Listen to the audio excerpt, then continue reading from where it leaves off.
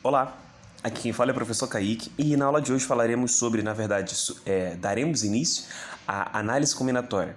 A análise combinatória ela vai ter uma importância enorme para a gente, não só na parte do vestibular, mas na vida mesmo, né?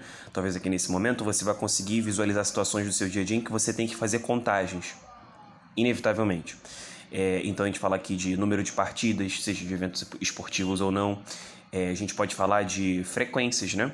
E depois a gente vai estar bem mais embasado aí pensando a médio prazo para, por exemplo, falar de probabilidades, né? Que é a observação de frequência e ver quando aquilo pode ocorrer ou não dentro do total de possibilidades. Quando a gente for falar lá no final, perto da prova do Enem, sobre mediana, moda, que é a observação de frequência de um determinado evento, né? Ou de determinados eventos. Então a parte da análise combinatória é isso. A parte da matemática que a gente vê as técnicas, né? Os métodos de contagem. E aí a gente faz um recorte. Na real, não um recorte, né? A gente vai tentar pegar desde o início, pelo menos historicamente falando, né? E aí obedecendo a cronologia. Então a gente vai falar, por exemplo, da primeira forma que, né, a humanidade começou a contabilizar possibilidades e depois como isso foi avançando, né? E aí, para que a gente comece a falar bem sobre isso, eu acho que é muito, mas muito importante mesmo a gente entender, e talvez para algumas pessoas de uma vez por todas, é entender a ideia do fatorial, né?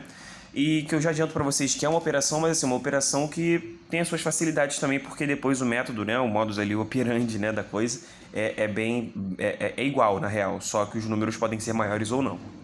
Tudo bem? Mas eu acho que é uma aula muito, muito importante. E aí vocês viram aí logo em cima, né, que é análise combinatória, a primeira parte. É isso mesmo. Na semana que vem a gente volta a falar de combinatória e, se eu não me engano, depois, então daqui a 15 dias, a gente vai ter um módulo que é de revisão de combinatória desses dois módulos. Sim, salvo engano, se esse módulo de revisão de combinatória não for logo depois das duas aulas, esse módulo, na verdade, vai aparecer depois dos módulos de probabilidade, tá? Bom, então vamos dar sequência. Eu acho que essa parte também é importante, só para dar um último aviso, eu acho que essa aula também é importante pelo aspecto de incidência mesmo de questões, né? Eu acho que não é difícil mesmo, por conta de ter muitos casos no nosso dia a dia e vocês vão ver isso já já. Mas quando a gente fala de análise combinatória, como engloba todos os métodos de contagem, então tudo que envolve contagem nas situações do nosso dia a dia, vão acabar tendo a possibilidade de aparecer. E como justamente a prova do Enem faz essa pegada de questões contextualizadas e questões do nosso dia a dia, então a análise combinatória tem esse apelo maior, tá? Então por isso que eu também acho importante por aí. Então bora. Sem mais delongas, a primeira coisa que eu queria que vocês soubessem na aula de hoje, né, falamos sobre a operação fatorial. A operação fatorial, ela é uma operação que é indicada pela exclamação. Ah, Kaique, então precisa falar gritando quando for fatorial? Não, não precisa falar gritando, tá? Mas a operação fatorial, ela é uma operação que ocorre com a indicação do fatorial, acompanhado sempre essa exclamação da letra N, tá? Que vai ser, na verdade, não a letra N em si, na verdade, sempre acompanhado de um número, que esse número vai ser um número sempre natural. Então, por exemplo, na análise combinatória, o fatorial é uma operação ela restrita aos números naturais, tranquilo? E aí eu vou escrever assim. Talvez o que eu vou escrever de fato seja meio estranho, mas eu vou te legendando. Para todo, que é esse A de cabeça para baixo, para todo N pertencente aos naturais, o que vai significar então N fatorial? Então, de novo, é só uma preguiça, digamos assim, né? E que os deuses da matemática não me escutem. Mas aqui significa o seguinte: para todo N que pertença aos naturais, o que é N fatorial? Ou seja, só tem operação fatorial só nos naturais mesmo. Aí meio que tem duas condições, que é quando o n é igual a zero e quando o n é maior do que zero, né? Um n diferente de zero. Ah, Kaique, mas n diferente de zero, né? Pode ser negativo ou positivo. Mas como a operação é natural, então eu poderia, ao invés de falar n maior do que zero, eu poderia falar de n diferente de zero, né? Enfim, se o n é igual a zero, o resultado sempre vai dar 1. Agora, caso n seja maior do que zero, sempre o valor de n fatorial vai ser o próprio n multiplicado pelo seu antecessor natural. Como assim? Eu vou explicar esse papo. Exemplos.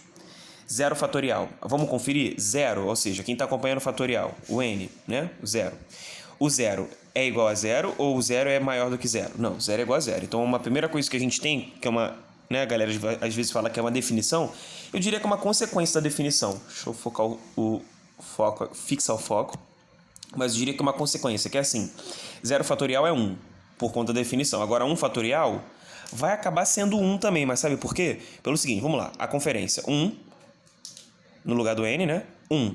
1 é igual a 0, 1 é maior do que 0. 1 é maior do que 0. Então, teoricamente, a gente deveria reescrevê-lo como o quê? Como o próprio valor que está acompanhando o fatorial e multiplicar pelo seu antecessor natural com o fatorial. Então, seria algo parecido com isso, né? 1 vezes 0 fatorial.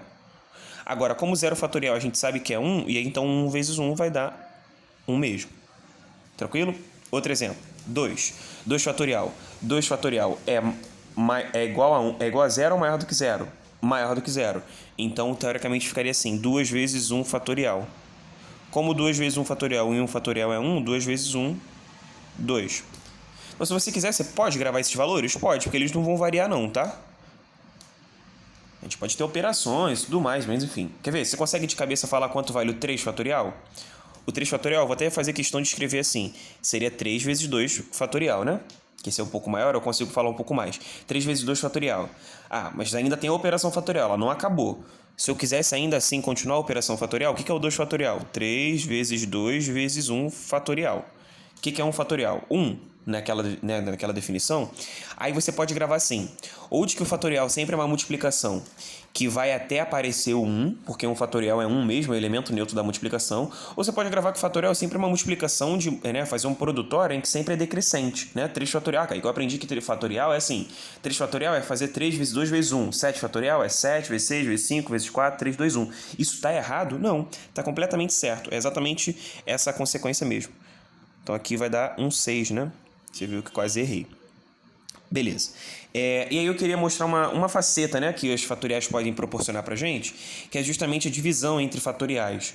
A gente geralmente pode tirar vantagem de divisões entre fatoriais porque a gente pode fazer umas simplificações e evitar, poupar tempo e evitar contas. Tipo assim, 7 fatorial sobre 4 fatorial, você já poderia, enfim, uma solução com certeza é fazer 7 vezes 6 vezes 5 vezes 4 vezes 3, 2, 1... ver o resultado disso, e embaixo 4 vezes 3 vezes 2 vezes 1. Sendo que eu não acho que não tem necessidade disso, assim, a gente pode ganhar muito tempo. Que é assim, sempre identificar entre divisão, né, na divisão entre fatoriais, identificar o maior.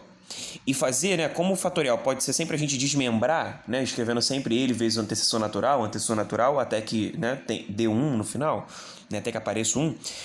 A gente pode tirar uma vantagem daqui que é o seguinte, identifica o maior e faz o desmembramento dele, desmantelamento dele, 7, 6, 5, 4, até chegar ao valor do menor, que no caso aqui era 4. Então, de novo, era 7 fatorial e 4 fatorial. Pega o maior e desmembra até chegar o outro, né? Entre o maior e o menor até chegar no menor. Que aí você tira uma vantagem que é cancelar 4 fatorial com 4 fatorial, sacou? Então você não precisa fazer 7 fatorial, o valor numérico disso, 4 fatorial numérico disso e ainda dividir. Não precisa, você pode se resumir a, por exemplo, essa conta que é bem mais rápida. 7 vezes 6 dá 42, né? Então aqui dá 210. Beleza? Então a gente tem algumas possibilidades, algumas facetas aí de fazer esse fatorial. Então a gente se vê já no próximo tópico, mas se pá, assiste esse vídeo, assiste essa parte de novo, né? Porque, enfim, mandar bem aqui eu acho que é fundamental e não é algo difícil.